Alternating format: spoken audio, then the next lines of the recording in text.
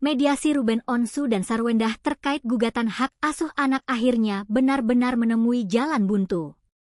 Yang membuat situasi ini semakin menarik, setelah mediasi gagal, perkara justru akan masuk ke tahap pemeriksaan pokok perkara. Dan ada satu poin penting yang disebut kuasa hukum Ruben, yaitu Akta 39 yang berkaitan dengan hak Ruben untuk tetap bersama anak-anaknya.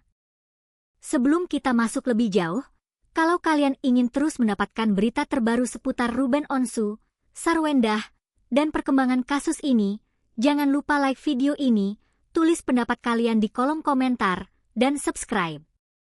Sekarang, mari kita lihat apa yang sebenarnya terjadi di ruang mediasi. Mediasi berlangsung di Pengadilan Negeri Jakarta Selatan pada Rabu, 19 Agustus 2026.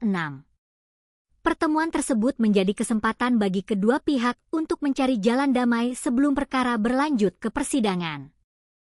Namun, kesempatan itu ternyata belum menghasilkan kesepakatan.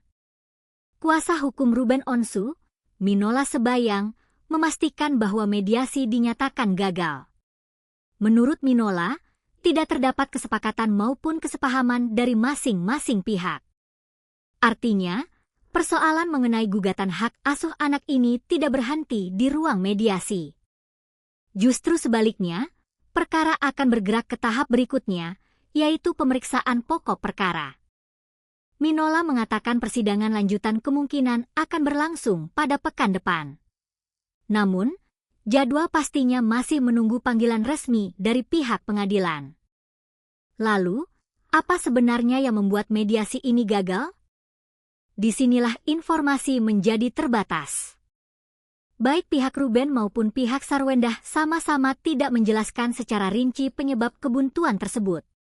Kuasa hukum Sarwendah, Chris Semsiwu, mengatakan mediator sudah berupaya semaksimal mungkin untuk mendamaikan kedua belah pihak. Namun pada akhirnya, tidak tercapai kesepakatan. Chris juga menegaskan bahwa alasan kegagalan mediasi telah disepakati bersama untuk tidak disampaikan kepada publik. Jadi, sampai saat ini, tidak ada penjelasan resmi mengenai adanya satu syarat tertentu yang menjadi penyebab utama gagalnya mediasi. Meski begitu, dari pihak Ruben, ada satu hal yang cukup menarik perhatian. Minola menyebut Akta 39 sebagai salah satu poin yang tetap menjadi pegangan pihak Ruben.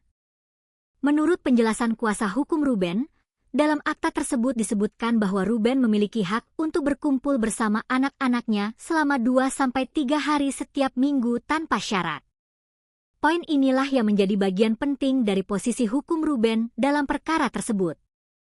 Sementara itu, suasana setelah mediasi juga cukup mencuri perhatian.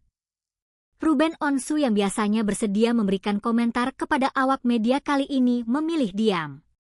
Ia terlihat segera meninggalkan gedung pengadilan tanpa memberikan keterangan. Sarwendah juga melakukan hal serupa. Ia hanya memberikan senyum tipis ketika ditanya wartawan dan kemudian langsung menuju kendaraannya. Termasuk ketika ditanya mengenai kabar adanya syarat tertentu dalam persoalan hak asuh anak, Sarwendah tidak memberikan penjelasan. Kini, perhatian beralih kepada tahap berikutnya. Karena mediasi gagal, hakim akan mulai memeriksa pokok perkara.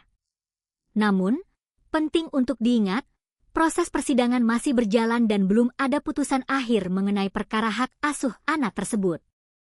Dengan demikian, perkembangan pada pekan depan bisa menjadi tahap yang jauh lebih menentukan karena argumen dan posisi masing-masing pihak akan mulai diuji dalam pemeriksaan perkara. Untuk saat ini, yang sudah dipastikan adalah mediasi Ruben Onsu dan Sarwendah gagal, tidak ada kesepakatan, dan perkara berlanjut ke persidangan pokok perkara.